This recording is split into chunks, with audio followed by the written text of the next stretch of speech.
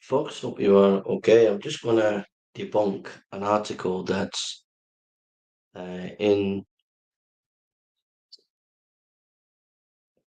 the Daily Express,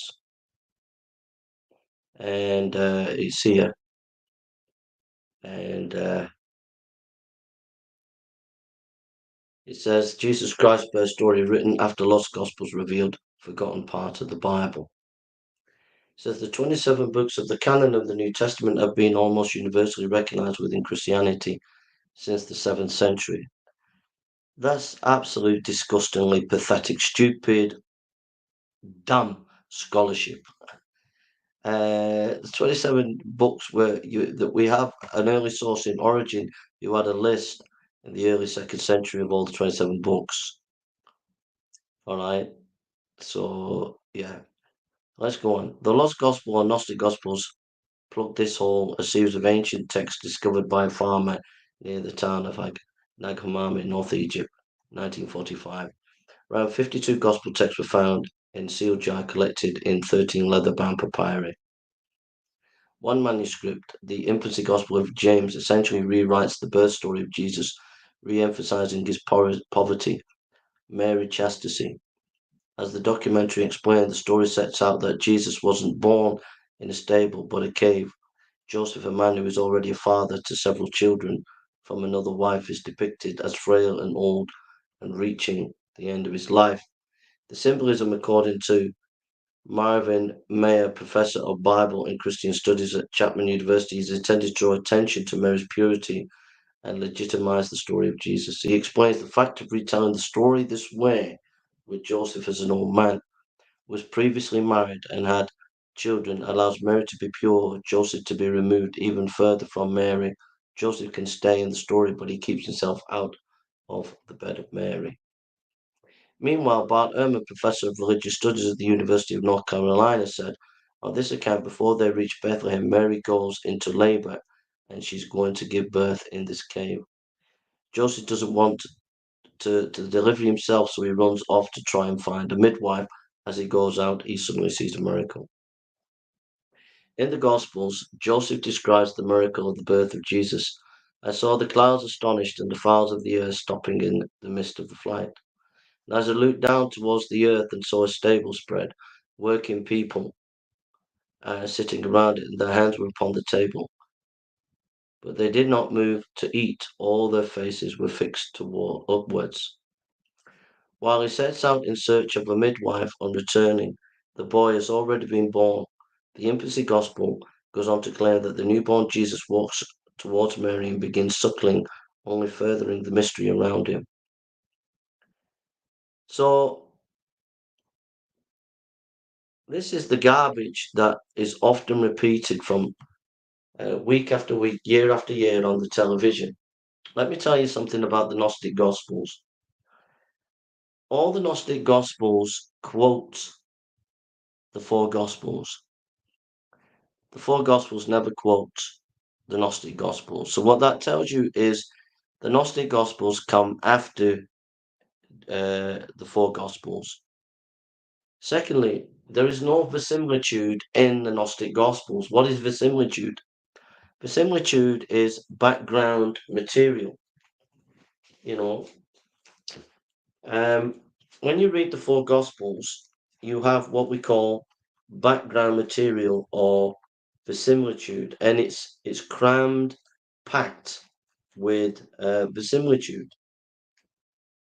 So, for example, Luke, the priests are mentioned in Luke 1:5, John 18:3, John 18:35. The Levites are mentioned in Luke 10:32, John 1:19. Scribes are mentioned in Matthew 7, Matthew 16:21, Matthew 21:15, Matthew 23:2, Mark 12:28-40.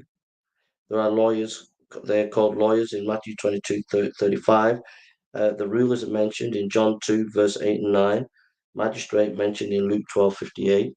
The Pharisees are mentioned in Matthew 12:1 and 2, Matthew 23, 1 to 33, Luke chapter 6, verse 6 to 7, Luke chapter 11, verse 37 to 54. The Sadducees are mentioned in the Gospels in Matthew 16, 1 to 12, Matthew 22, verse 23 and 33. The Herodians are mentioned in Mark 5:6, Mark 8:15. The Galileans mentioned in Luke 13, verse 1 to 3, Matthew 26:69. Samaritans, Matthew 10:5, John 4:9. Verisimilitude. Verisimilitude is background information. The Gospels are cram-packed with it. So we know that these Gospels were written by people who had been to Jerusalem and knew what they were talking about. When you read the Gnostic Gospels, there's literally no verisimilitude at all.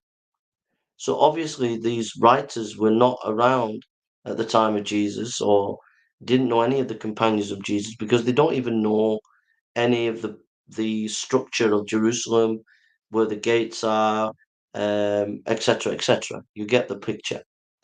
So number one, the Gospels, the Gnostic Gospels quote the four Gospels. Number two, verisimilitude, background information. Number three, manuscripts. If you look at the manuscripts of the Gnostic Gospels, there's a very few of them. Like it's like just a very small percentage of manuscripts. When you look at Matthew, Mark, Luke, and John, there are hundreds, if not thousands, of manuscripts, showing you that the Gnostic Gospels didn't have that wide spread of appeal like the four Gospels. Number four, there was an unhealthy interest in the early life of Jesus. So these Gnostic Gospels, some of them, like this one, try to fill in the gap. And it's obvious the way the stories are told about palm trees bending and things like that, which the Quran takes from these Gnostic Gospels, is legendary material. So that's number four. Number five, uh, the early church fathers were well aware of these spurious Gospels. And number six, the Gnostic Gospels are a mixture of um, kind of Eastern mysticism and Greek philosophy. Um, and because of that, they focus on this word secret knowledge. And that puts these in the Gnostic camp. They talk about a secret knowledge very often, which the Orthodoxy and the four Gospels, it's not a secret knowledge, it's for everybody. So these are just some of the issues. And the other thing that needs to be said is people like Bart Ehrman, um, they can put a lot of emphasis on these Gnostic Gospels, and yet there's no historical data or information to verify them or to say that they have anything relevant to say about Christianity. Yet these scholars will focus on them, and yet when you have the four Gospels, which there's a lot of historical information there, and a lot of it can be verified outside the Bible. Yet these are not taken seriously. So there's a hypocrisy from Bart Ehrman and scholars like him, and an arbitrariness with the scholarship.